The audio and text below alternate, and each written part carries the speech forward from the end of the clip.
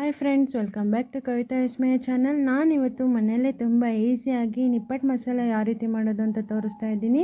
ಸ್ವಲ್ಪ ಮಿಕ್ಸರ್ ತೊಗೊಂಡಿದ್ದೀನಿ, ಸ್ವಲ್ಪ ಪುರಿ ತೊಗೊಂಡಿದ್ದೀನಿ, ಒಂದೇ ಒಂದು ಸಣ್ಣದು ಈರುಳ್ಳಿನ ಕಟ್ ಮಾಡ್ಕೊಂಡಿದ್ದೀನಿ, ಒಂದು ಕ್ಯಾರೆಟ್ ತುರಿದಿಟ್ಕೊಂಡಿದ್ದೀನಿ, ಒಂದು ಸ್ವಲ್ಪ ಕೊತ್ತಂಬರಿ ಸೊಪ್ಪು ತಗೊಂಡಿದ್ದೀನಿ. ಇವಾಗ ನಾನಿಲ್ಲಿ 2 ನಿಪ್ಪಟ್ಟನ್ನ ತಂದಿದ್ದೀನಿ. ಅದಕ್ಕೆ ಸ್ವಲ್ಪ 1 ಟೇಬಲ್ ಸ್ಪೂನ್ ಆಗೋವಷ್ಟು ಜೇನುತುಪ್ಪನ ತಗೊಂಡು ಎಲ್ಲ ಕಡೆ ಸ್ಪ್ರೆಡ್ ಮಾಡ್ಕೊತಾ ಇದ್ದೀನಿ. ಜೇನುತುಪ್ಪ ಹಾಕೋದ್ರಿಂದ ತುಂಬಾ ಚೆನ್ನಾಗಿ ಬರುತ್ತೆ ನಿಪ್ಪಟ್ಟು ಮಸಾಲ.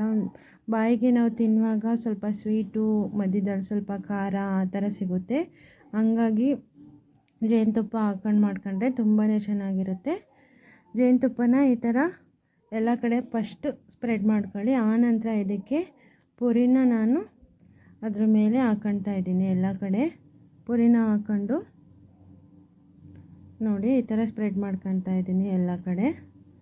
ಪುರಿ ಇಲ್ಲ ಅಂದರೆ ಬೇಕಾದ್ರೆ ಸ್ಕಿಪ್ ಮಾಡ್ಬೋದು, ಹಾಕಿದ್ರೆ ಚೆನ್ನಾಗಿರುತ್ತೆ. ಹೊರಗಡೆ ನಮಗೆ ಚಾಟ್ ಸೆಂಟ್ರಲ್ಲೆಲ್ಲ ಸಿಗುತ್ತಲ್ಲ, ಅದೇ ಥರ ಸಿಗುತ್ತೆ. ಇವಾಗ ಸ್ವಲ್ಪ ಈರುಳ್ಳಿನ ಸಣ್ಣದಾಗಿ ಕಟ್ ಮಾಡಿ ಇಟ್ಕೊಂಡಿದ್ದೀನಿ, ಈರುಳ್ಳಿನ ಹಾಕ್ಕೊತಾ ಇದ್ದೀನಿ ನೋಡಿ. ಆನಂತರ ಸ್ವಲ್ಪ ಕ್ಯಾರೆಟು ಎಲ್ಲ ಕಡೆ ಸ್ಪ್ರೆಡ್ ಮಾಡ್ಕೊಳ್ಳೋಣ. ಆನಂತರ ಸ್ವಲ್ಪ ಕೊತ್ತಂಬರಿ ಸೊಪ್ಪನ್ನ ಉದುರಿಸ್ಕೊಳ್ಳೋಣ ಮೇಲೆ. ಆನಂತರ ನಮಗೆ ಬೇಕ್ರಿಲೆಲ್ಲ ಸಿಗುತ್ತಲ್ಲ ಮಿಕ್ಸರು, ಅದನ್ನು ಇದ್ರ ಮೇಲೆ ಉದುರಿಸ್ಕೊಳ್ತಾ ಇದ್ದೀನಿ. ಇಷ್ಟೇ, ತುಂಬ ಈಸಿ, ಮನೇಲೆ ಆರಾಮಾಗಿ ಮಾಡ್ಕೋಬೋದು. ತುಂಬಾ ಚೆನ್ನಾಗಿರುತ್ತೆ ಟೇಸ್ಟು. ಸಂಜೆ ಈವ್ನಿಂಗ್ ಸ್ನ್ಯಾಕ್ಸ್ಗೆ ತುಂಬ ಬೇಗ ಮಾಡ್ಕೋಬೋದು. ನೀವು ಒಂದ್ಸಲ ಮನೇಲಿ ಟ್ರೈ ಮಾಡಿ ನೋಡಿ ಎಷ್ಟು ಚೆನ್ನಾಗಿ ಬಂದಿದೆ ಅಂತ.